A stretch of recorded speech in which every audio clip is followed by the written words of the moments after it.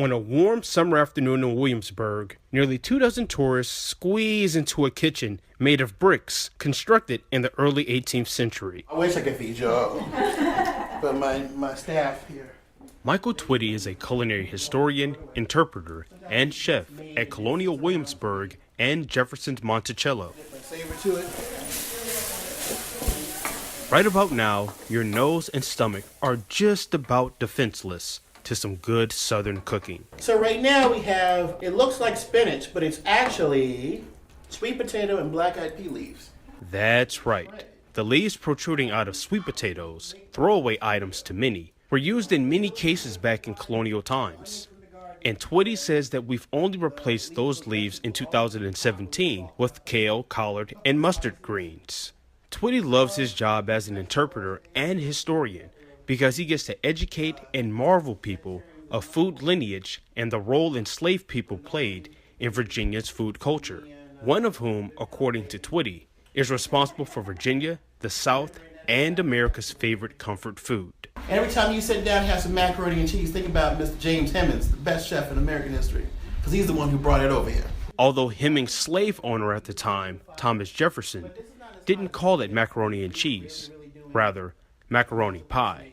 Now, it's incredibly hard to determine if a state as diverse as Virginia, both geographically and culturally, has a unanimous summertime favorite in 2017. There was barely a unanimous dish during the colonial era, but if you could pick one, it would probably include corn. The palates are so diverse of colonial Virginians and, what they ate. Some form of fish and grits, some form of shrimp and grits. I say fried chicken would be fairly common to most Virginians. That's Harold Caldwell. He's an African-American history food interpreter at Colonial Williamsburg. He says he loves his job because he helps tell a more comprehensive narrative of the American experience, especially when it comes to the lives of enslaved African Americans and indigenous people. Caldwell says many things synonymous with Southern cooking are taken from Native people. When the English arrive, the grits are already here.